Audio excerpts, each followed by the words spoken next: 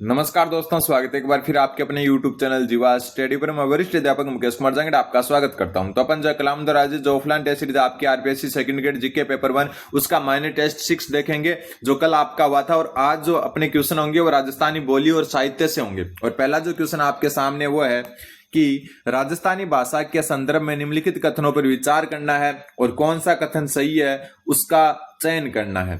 सबसे पहले, मध्यकालीन राजस्थानी भाषा में गीत और दोहा प्रमुख छंद थे। ये बात बिल्कुल सही है। गीत और जो दोहा है वो प्रमुख छंद थे मध्यकालीन राजस्थानी भाषा में। इस समय पिंगल भाषा का प्रचलन हुआ जिस पर ब्रज भाषा का प्रभाव था। बिल्कुल सही बात है, दोनों की दोनों। पिंगल भाषा का क्या हुआ, इस समय प्रचलन हुआ जिस पर ब्रज भाषा का क्या था, प्रभाव था। पिंगल भाषा जो है छंद के रूप में लिखी जाती थी, छंद व पदों के रूप में लिखी जाती थी, छंद व पदों के रूप में लिखी जाती थी। दूसरी बात कि पिंगल भाषा का जो जन्म हुआ था वो सौर सैनी अपभ्रंश से हुआ था। किससे? सौर सैनी अपभ्रंश से। ये भी ध्यान रखना है। इसके अलावा जो है ये भाट कवियों द्वारा जो है इसका प्रचलन हुआ। किसके द्वारा? भाट कवियों द्वारा, भाट जाति के जो कवि थे उनके द्वारा। इसके जो है समक्ष जो दूसरी है वो है डिंगल। डिंगल जो है ये मारवाड़ी साहित्य की भाषा है। किसकी? मारवाड़ी साहित्य की। ये चारण जो जाति है, ठीक है, चारण जाति या चारण कवियों द्वारा जो है प्रचलन में आई। और इस पर जो है किस अपभ्रंश से ये बनी, तो ये गुजरी अपभ्रंश से बनी। किससे? गुजरी अपभ्रंश से इसका क्या हुआ, निर्माण हुआ। तो पिंगल जो है उस पर ब्रज भाषा और पूर्वी राजस्थानी भाषाओं का प्रभाव था और डिंगल पर मारवाड़ी भाषा या उत्तरी जो या फिर पश्चिमी जो राजस्थान है उसकी बोली का प्रभाव था। ये गुजरी अपभ्रंश से बनी थी, जबकि पिंगल जो है वो सौरसेनी अपभ्रंश से बनी थी। ये चारण कवियों द्वारा जो है प्रचलन में आई और ये भाट कवियों द्वारा प्रचलन में आई। तो इसमें तो दोनों के दोनों सही है आपके। चलते हैं अगले क्वेश्चन पर। एक तरफ बोली दी हुई है, दूसरी तरफ क्षेत्र दिया हुआ है, अपने को सुमेलित करना है। जगरोती, ये तो एकदम इजी है। जो है यहाँ पर ऊपर जो आपके रो आए तो यहाँ पर भी रो ही देखना है अपने को। तो ये करौली में है, तो जगरोती भाषा तो कहां पर हो गई? करौली में। फिर बात करते हैं हम डाटी की। डाटी जो भाषा आपकी, डाटी भाषा वो है बाड़मेर की, ध्यान में रख लेना। और जो आपकी डटकी है, डटकी, ये है जैसलमेर में। दोनों को अलग अलग नाम से ध्यान रख लेना। डाटी बाड़मेर में मिलते जुलते नाम है और डटकी जो है जैसलमेर में। फिर जो आपकी अगली जो भाषा है उसकी बात करें मेवाड़ी, और मेवाड़ी कहां पर है आपकी? उदयपुर में। कहां पर है? उदयपुर में। अब थोड़ा सा मैं और बता देता हूं, भाषा अपन देख रहे हैं तो देखो, एक भाषा है अपनी 84। कौन सी भाषा है? 84। 84 भाषा जो है आपकी शाहपुरा, शाहपुरा जयपुर वाला, यहां जो है ये बोली जाती है। और 84 भाषा आपकी जो है ढूंढाड़ी की उपबोली है। किसकी? ढूंढाड़ी की उपबोली, ढूंढाड़ी की उपबोली। एक भाषा है जिसका नाम है आपका खेराड़ी। कौन सी? खेराड़ी। खेराड़ी भाषा जो है ये भी शाहपुरा में बोली जाती है, लेकिन कौन से शाहपुरा में? भीलवाड़ा वाले शाहपुरा में, ठीक है। और ये जो है मारवाड़ी की क्या है, उपबोली है, ना कि मेवाड़ी की। किसकी? मारवाड़ी की उपबोली। तो दोनों चीजों को ध्यान में आपको रखना है, क्योंकि ये शाहपुरा जो है दोनों ध्यान रखने हैं। अगला क्वेश्चन है, कवि जोधराज द्वारा रचित हमीर रासो रचना राजस्थान की किस बोली में लिखी गई है? कौन सी रचना? हमीर रासो। किसके द्वारा? कवि जोधराज के द्वारा जो ये रचना है वो किस भाषा में या किस बोली में लिखी गई है? तो ये अहिरवाटी बोली में लिखी गई है। अहिरवाटी आपकी अलवर में बोली जाती है। इसके अलावा एक और मैं बता देता हूं, भीम विलास। कौन सी?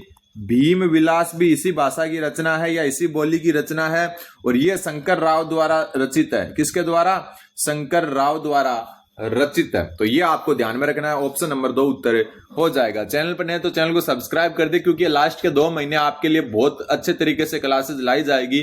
हर एक टॉपिक को शॉर्ट नोट्स टाइप से करवाया जाएगा, ठीक है। फिर अगला क्वेश्चन है कि बोली व उपबोली में कौन सा युग्म सही सुमेलित है? मारवाड़ी की उपबोली शेखावाटी है, बिल्कुल सही है, तो पहला ही सुमेलित है। धावड़ी जो है आपकी ये मेवाड़ी की उपबोली है। किसकी? मेवाड़ी की, और बोली जाती है ये उदयपुर में। कहां पर है? उदयपुर में, ठीक है। खेराड़ी, अभी ऊपर ही जस्ट बात करके आए, खेराड़ी कहां पर बोली जाती है? शाहपुरा भीलवाड़ा में। और ये मारवाड़ी की उपबोली है और ये बोली जाती है आपकी शाहपुरा भीलवाड़ा में। अभी ऊपर बात करके आ चुके हैं अपन इस बात की, ठीक है। फिर राजावाटी, राजावाटी है ढूंढाड़ी की उपबोली, ठीक है, जयपुर के आसपास ये बोली जाती है, तो ये ढूंढाड़ी की उपबोली है। बाकी सारी जो है असुमेलित है। ऑप्शन नंबर 1 सुमेलित है। आगे बढ़े उससे पहले मैं बता दूं कि अपना ऐप है जिसका नाम है आपका परफेक्ट मॉक, जिसका लिंक डिस्क्रिप्शन में दिया हुआ है, वरना आप प्ले स्टोर से डाउनलोड कर सकते हो। अभी तक जो है लगभग 3900 स्टूडेंट डाउनलोड कर चुके हैं। कारण कि जीवा स्टडी की खुद की मेहनत से बनाए गए टेस्ट, आपको यहाँ पर सेकंड ग्रेड का जो है करंट अफेयर का टेस्ट जिसमें जो है आपका डेमो टेस्ट फ्री दिए हुए हैं ताकि आपको लेवल का पता चले, और एकदम आरपीएससी लेवल के टेस्ट हैं, खुद से बनाए हुए क्वेश्चन है। ये 49 रुपए में मिलेगा आपको मात्र, जिसमें नवंबर 2025 से लेकर जून 2026 तक के सारे टेस्ट होंगे। जो है पुरस्कार, खेल, आर्थिक समीक्षा, बजट के अलग से टेस्ट होंगे। सिर्फ 49 रुपए में, इतनी कम टेस्ट रुपए में, और खुद से बनाई हुई टेस्ट सीरीज कोई नहीं देगा आपको। और इसी में आपकी जीके पेपर 1 की 55 टेस्ट की टेस्ट सीरीज चल रही है टॉपिक वाइज, और ये मात्र 249 रुपए में मिल रही है, क्योंकि 55 टेस्ट 10-10, 12-12 टेस्ट के 1000 रुपए ले रहे हैं आपसे। उस समय जो है 55 टेस्ट 249 रुपए में, और लगभग जो है 3900 डाउनलोड हो चुके हैं, और ये दोनों टेस्ट सीरीज मिला के लगभग 600 स्टूडेंट ले चुके हैं। डेमो टेस्ट फ्री है, तो आप जाकर एक बार मेरे कहने पर जो है ऐप को विजिट जरूर करें, जिसका नाम परफेक्ट मॉक है। ठीक है, लिंक डिस्क्रिप्शन में भी और प्ले स्टोर से भी डाउनलोड कर सकते हो। सारे क्वेश्चन खुद से बनाए हुए हैं, एक बार जरूर देखें। फिर हम मारवाड़ी बोली के संदर्भ में सत्य कथन और कथनों पर पहचान कीजिए। अभी कर लेते हैं। क्षेत्रफल की दृष्टि से बोली जाने वाली है राजस्थान की जो है सबसे पहली बोली है सबसे बड़े क्षेत्र में। क्यों? क्योंकि मारवाड़ी बोली जोधपुर, जैसलमेर का जो है सारी जो है एरिया है, चूरू का भी आंशिक भाग, आंशिक क्या पूरा ही मान लो, चूरू को, बीकानेर, नागौर, ऐसे करके सबसे ज्यादा क्षेत्रफल में बोली जाने वाली राजस्थानी बोली है मारवाड़ी। तो ये तो गलत है। फिर सोरठा, छंद और मांड राग इस बोली की शिल्पगत विशेषताएं हैं। तो मांड गायन कहाँ का प्रसिद्ध आपको पता है, जैसलमेर का, और जैसलमेर में बोली है मारवाड़ी। इसका मतलब ये सही है, तो इसमें केवल 2 सही है। क्या है? केवल 2 सही है। अगला क्वेश्चन नंबर 6, निम्न में से कौन सा युग्म सही सुमेलित है?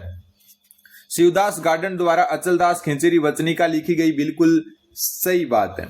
दुर्सा आड़ा द्वारा गंगा लहरी नहीं लिखी गई है, गंगा लहरी पृथ्वीराज राठौड़ द्वारा लिखी गई है, पृथ्वीराज राठौड़ द्वारा। तो ये क्या हो गया? गलत हो गया। दुर्सा आड़ा की जो अपनी प्रमुख रचनाएं उसमें एक तो है विरुद्ध छतहरी,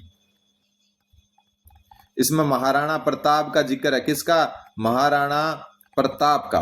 ठीक है, इसके अलावा दुर्सा आड़ा की किरतार बावनी, ये भी दुर्सा आड़ा की ही रचना है। ठीक है, दसम भागवतरा दुआ पृथ्वीराज राठौड़, बिल्कुल सही। तो ए व सी सही है। ठीक है, तो गंगा लहरी पृथ्वीराज राठौड़ की है, जो पृथ्वीराज राठौड़ ने दसम भागवत दुआ लिखा है। ठीक है, वेली कृष्ण रुक्मणी ख्यात भी इनके द्वारा लिखी गई है। पीथल और पाथल में जो कन्हैयालाल सेठिया ने रचना की थी, उसमें वो जो पाथल है वो जो है आपके, वो तो महाराणा प्रताप है, और पीथल जो है वो कौन है? पृथ्वीराज राठौड़। फिर निम्न में से कौन सी रचना मध्यकालीन धार्मिक काव्य के प्रसिद्ध रचनाकार ईश्वरदास बारट की नहीं है? हरिरस इनकी है। वेली कृष्ण रुक्मणी अभी बात करके आए हैं, किसकी है ये? पृथ्वीराज राठौड़ बीकानेर के महाराजा राय सिंह के भाई और कल्याणमल के पुत्र थे, ध्यान में रखना। और जो ज्यादातर समय इन्होंने जो गागरोन का किला है झालावाड़ में, वहां बिताया था। ये अकबर के जो है दरबार में भी रहे थे। हाला जालारी कुंडलियां ईश्वरदास बारट की, और गुण आगम भी किसका है? आपका किसका है? जो है ईश्वरदास बारट का है। ठीक है, जो आपको मैं बता दूं, जो वेली कृष्ण रुक्मणी जो है आपकी, इसके 305 खंड थे। कितने? 305 खंड। और जो कवि दुर्सा आड़ा है, दुर्सा आड़ा, इन्होंने क्या बोला इसको? किसको? वेली कृष्ण रुक्मणी जो ख्यात है उसको 19वां पुराण बोला इसको, 19वां पुराण। ये भी चीज ध्यान में रखनी है। अगला क्वेश्चन, निम्न कथनों पर विचार कीजिए और नीचे दिए गए विकल्पों में से सही उत्तर का चयन कीजिए। विजयदान देथा को वर्ष 2022 में पद्मश्री सम्मान से विभूषित किया गया। अब तो गलत बात है, ये 2007 में ही कर दिया गया था पद्मश्री से सम्मानित। 2012 में इनको जो है प्रथम राजस्थान रत्न मिला था। जो राजस्थान रत्न जिसकी शुरुआत हुई थी पहली बार, किसको मिला था? जो है विजयदान देथा को मिला था। ये बोरुंदा स्थित रूपायन संस्था के सह संस्थापक है, बिल्कुल कोमल कोठारी के साथ। तो ये बात बिल्कुल सही है। अब थोड़ा सा इनके बारे में अपन देख लेते हैं। सबसे पहले मैं बता दूं कि इनकी जो प्रमुख रचना है बची हुई, उनके बारे में। तीड़ो राव, कौन सी? तीड़ो राव। और एक जो है मारो बदलो। ये इसकी क्या प्रमुख रचना है। अब बात आती है कि इनकी कई रचनाओं पर क्या है, फिल्म भी बन चुकी है। बातारी फुलवारी भी एक इनकी प्रमुख रचना है, बातारी फुलवारी, जिसमें 14 खंड है और 14 खंड में से जो 10वां खंड है, ये चीज ध्यान में रख लेना, कौन सा 10वां खंड है, इसको जो है आपका केंद्रीय साहित्य अकादमी पुरस्कार मिल चुका है। केंद्रीय साहित्य अकादमी पुरस्कार, ये क्वेश्चन आ सकता है इतना डीप लेवल का कि 14 खंड में से कौन से खंड को साहित्य अकादमी पुरस्कार मिला, तो 10वें खंड को। अब जो है आपकी फिल्म किन किन पर बन चुकी है वो मैं बता दूं। सबसे पहले इनकी एक रचना है जिसका नाम है आपकी दुहिता। कौन सी रचना है, दुहिता। इस पर 2 फिल्म बन चुकी है। एक तो 1973 में जो है फिल्म निर्देशक जो मणि कौल है उन्होंने बनाई, और दूसरी जो है इसी पर 2005 में पहली नामक फिल्म आई, पहली, जो किसने बनाई, अमोल पालेकर ने, अमोल पालेकर ने बनाई।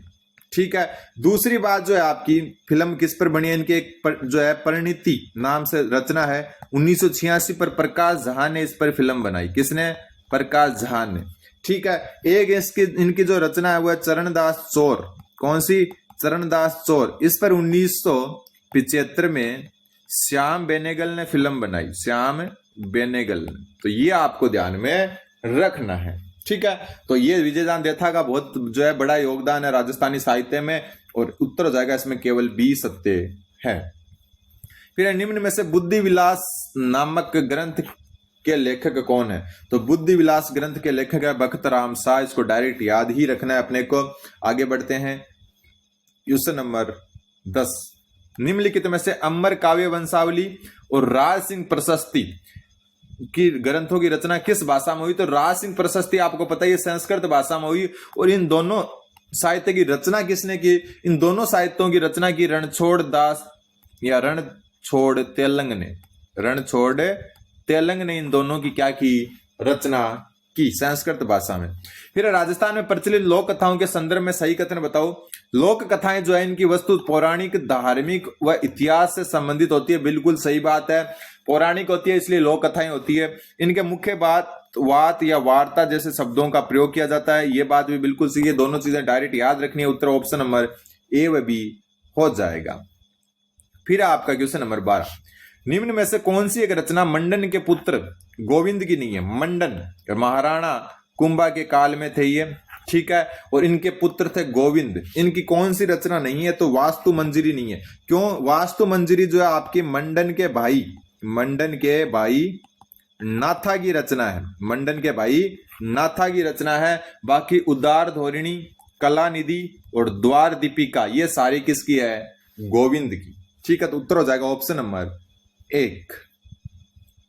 फिर निम्न में से कौन सी रचनाएं बांकीदास द्वारा रचित है। सबसे पहले दतार बावनी, बिल्कुल ये बांकीदास द्वारा रचित है। मान जसो मंडन, ये भी जो है बांकीदास द्वारा रचित है। जेहड़ जस जड़ाव, ये भी बांकीदास द्वारा है। लेकिन वीर विनोद किसके द्वारा है, कवि श्यामल दास ददवाड़िया द्वारा, श्यामल दास जो है उनके द्वारा रचित है। और इसी रचना में कितने हैं, 5 खंड इस रचना है। और इसी कारण जो है अंग्रेजों ने, ब्रिटिश सरकार जो है इन्होंने जो है, एक मिनट,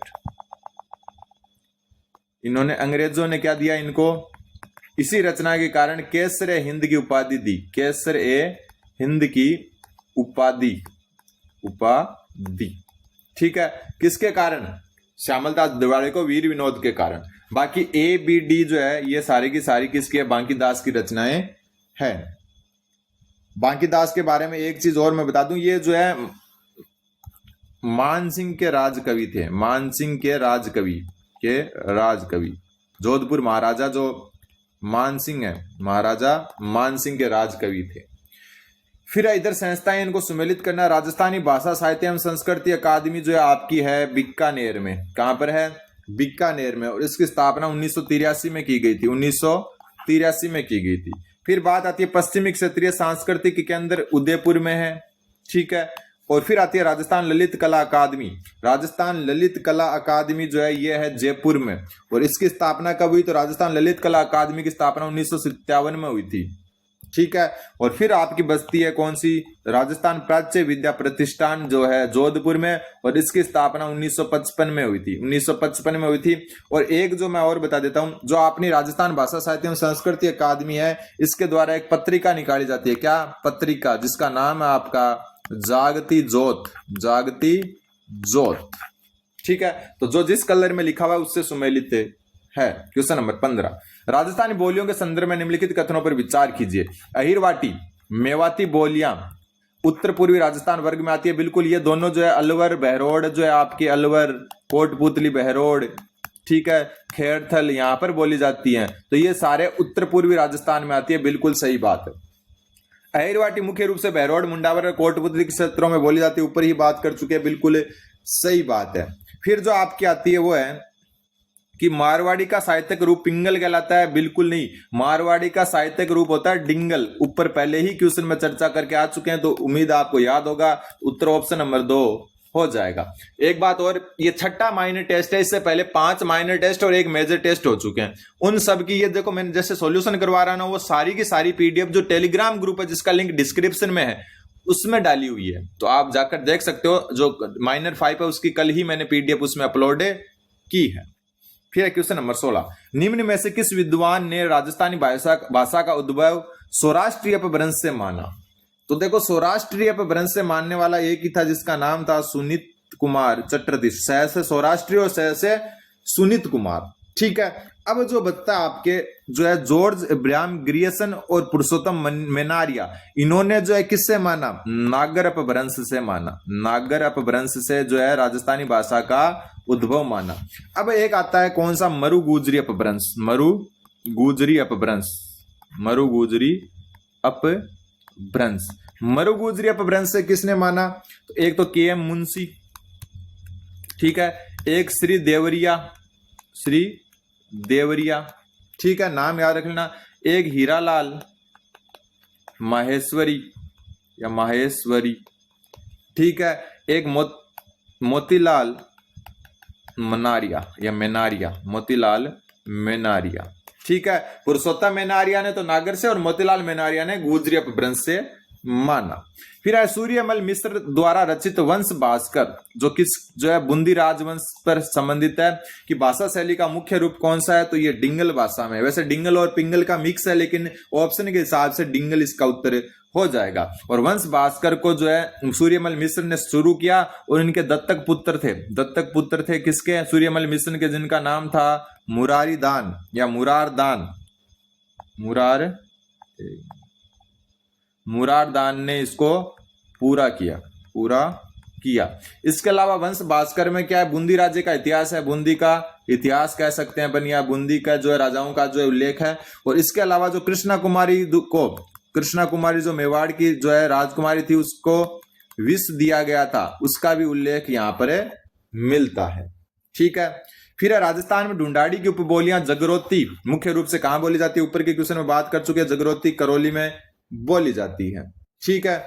फिर आता है आपका वागड़ी व भिल्ली बोली के संबंध में सत्य कथन बताओ। डॉक्टर गिरियसन ने वागड़ी को भिल्ली बोली कहा था। बिल्कुल, वागड़ी बोली आपको पता ही है, बांसवाड़ा वागड़ में बोली जाती है, बांसवाड़ा डूंगरपुर में बोली जाती है, और कुछ क्षेत्र इसमें प्रतापगढ़ का आता है। एक बागड़ी जो हम बोलते हैं, मतलब मैं बोलता हूं चूरू, हनुमानगढ़, गंगानगर, यहां बोली जाती है मुख्यतः।